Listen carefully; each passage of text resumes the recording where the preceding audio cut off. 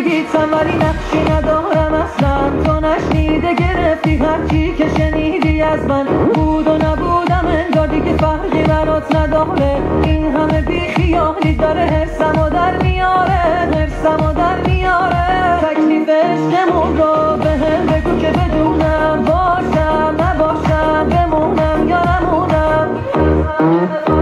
میترسم که بفهمم هیچ عشقی بهم نداری، یا اینکه کنج قلبتی جایی واسم نذاری. آخه دوست دارم من بیچاره، مگه دلم تو دنیا جز تو کسی رو داره؟ دوست دارم من بیچاره، مگه دلم تو دنیا جز تو کسی رو داره؟ دوست دارم.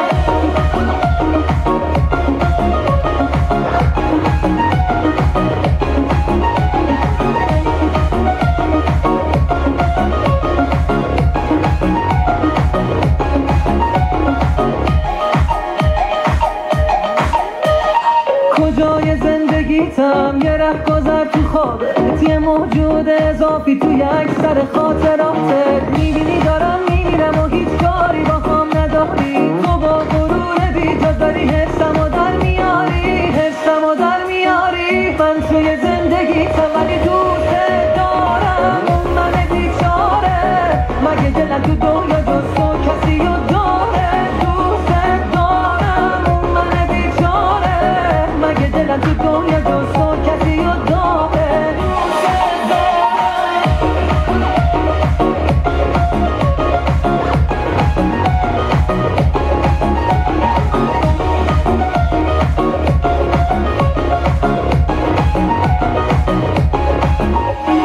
کجای زندگیتم یه رهگذر تو خوابت، یه موجود اضافی تو یک سر خاطراتت. من توی زندگیتم ولی نقشی ندارم اصلا. تو نشنیده گرفتی هرچی که شنیدی از من. بود و نبودم انگار دیگه فرقی برات نداره. این همه بیخیالی داره حرسمو در